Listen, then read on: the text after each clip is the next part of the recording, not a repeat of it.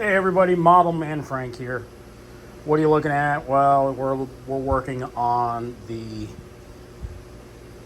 SST-40. We're repairing the block of wood that was in the front. Now, I know some of you are gonna freak out, but yeah, I'm using this little thin piece here.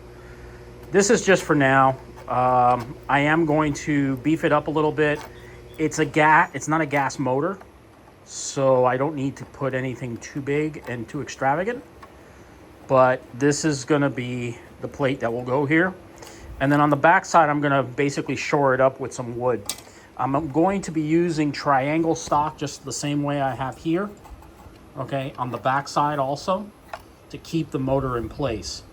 Give it a little bit more cushioning and more support. There'll be triangle stock here and over here on this side.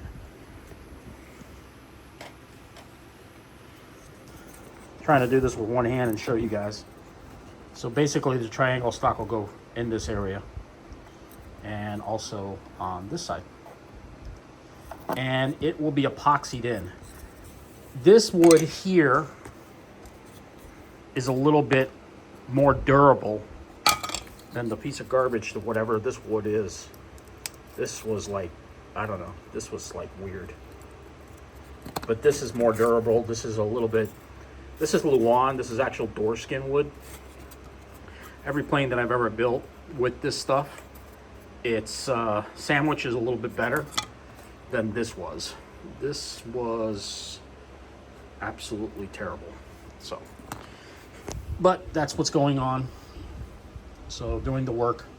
If you guys want to give any pointers, please do so. Leave a description down below and I'll read them and whatever you guys think. So, but for now, I just wanted to give you guys a little bit of heads up of what's going on. Stay tuned, more to come. Model Man Frank out. See ya.